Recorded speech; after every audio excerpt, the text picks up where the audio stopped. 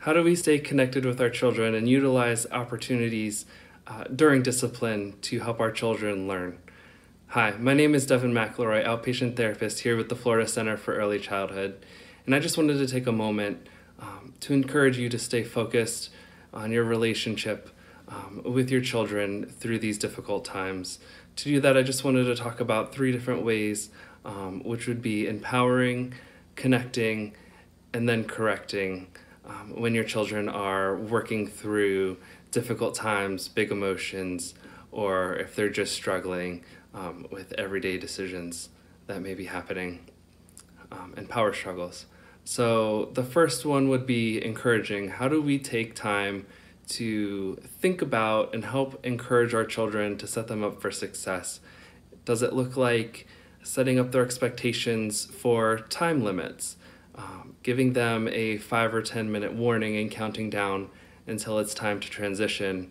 Helps a lot of kids so that it's not just they're working or they're playing or they're in an activity and now it's time to transition. Setting up that expectation can really help them, and encouraging them using different choices and different options. A lot of us get stuck in the mindset that we have option A, which is you need to be doing the appropriate thing, or option B, I have to take charge.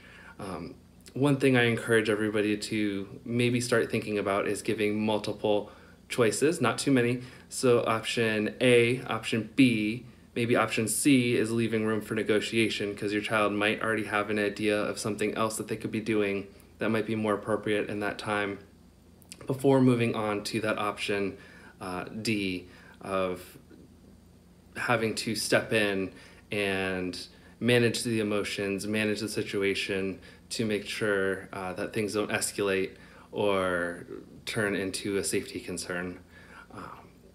And when we are able to do that, we want to stay connected with our children. So it's how do we stay connected with them in these moments versus just enforcing. So how do we reflect on ourselves in these moments to stay calm and cool and collected so that we can be with our children and their emotions, and during those times to help them really process and kind of figure out what those emotions are. So are we reflecting for them? Are we labeling their emotions for them so they start to internalize what those emotions are and connecting it with those feelings that their bodies might be having?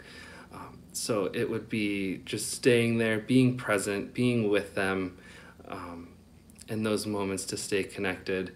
And then we use our brains, they get smaller as our emotions get bigger. Which is true for children as well. So when our children are stuck in these big emotions of upsets or anger or outbursts, how do we help them get to that place where they're able to be calm before correcting them? We want to use correction as a time of learning and an opportunity for growth for our children. When we are trying to use these times during their heightened emotions, they're not hearing it, it's out one ear through the other.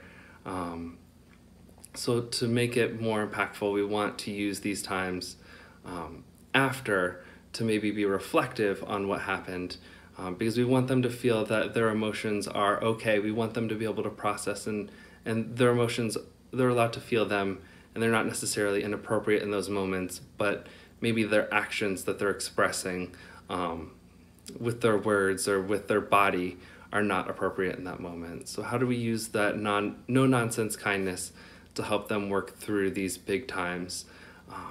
So I encourage all of you to maybe start thinking about that when working with your children, is how do you really empower and encourage them to make those good choices?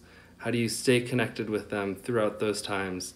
And then when they are calm, how do you use those moments as learning opportunities so that they can continue to grow and thrive?